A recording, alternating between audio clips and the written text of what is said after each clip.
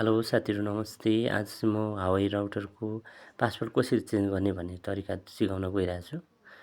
यसको पछाडि हुन्छ आइपी 192.168.100.1 लेखेको हुन्छ। युजर नेम र पासवर्ड पनि त्यही छ।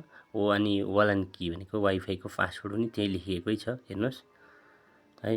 अब यसको पासवर्ड चेन्ज गर्ने तरिका सिकाउन गइरहेको छु वाइफाईको। हेर्दै गर्नु होला मेरो भिडियोलाई अन्तिमसम्म है।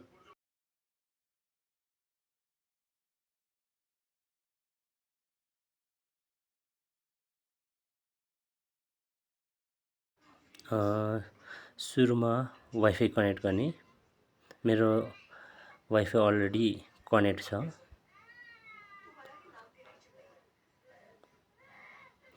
क्रोममा जाने।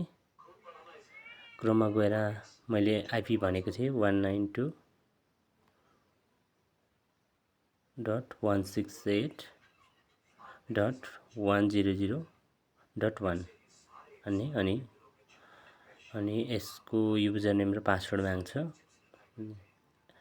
अनि युजर नेममा पासवर्डमा टेलिकम एडमिन।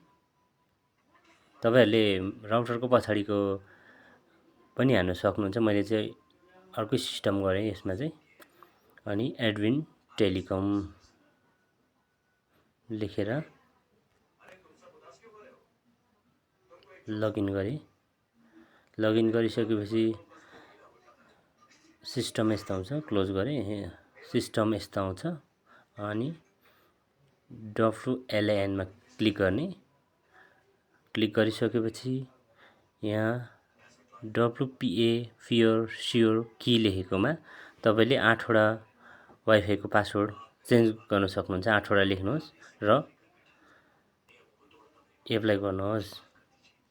त्यसपछि वाइफाई कनेक्ट गर्नुहोस्। तपाईको पासवर्ड चेन्ज हुन्छ।